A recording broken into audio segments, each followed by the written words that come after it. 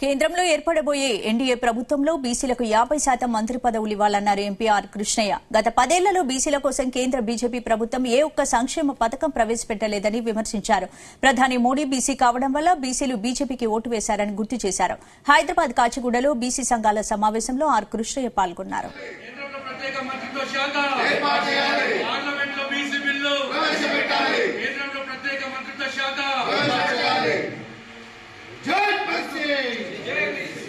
కేంద్రంలో NDA party అధికారంలోకి వస్తుంది.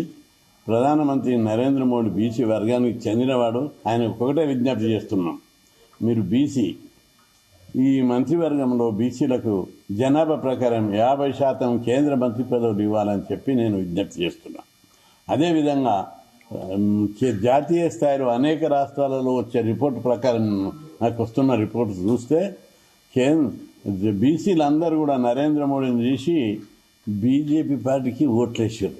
అందుకే వాళ్ళకి నైతిక సామాజిక బాధ్యత ఉంది. బీసీలకు 50% మంత్రి పదవులు ఇవ్వాలి.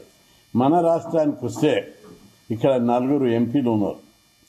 తెలంగాణలో ఉన్న బీసీలందరూ నరేంద్ర మోడీ గారిని చూసి బీజేపీకి ఓట్లేసారు, చాలామంది, మెజార్టీ. కాబట్టి బీజేపీ పార్టీ నరేంద్ర మోడీ గారికి విజ్ఞప్తి చేస్తున్నా, ఇక్కడ తెలంగాణ నుంచి 3 కేంద్ర మంత్రివర్గం లోపల పదవులు ఇవ్వాలని చెప్పి విజ్ఞప్తి. కేంద్రంలో ఎన్డీఏ పార్టీ అధికారంలో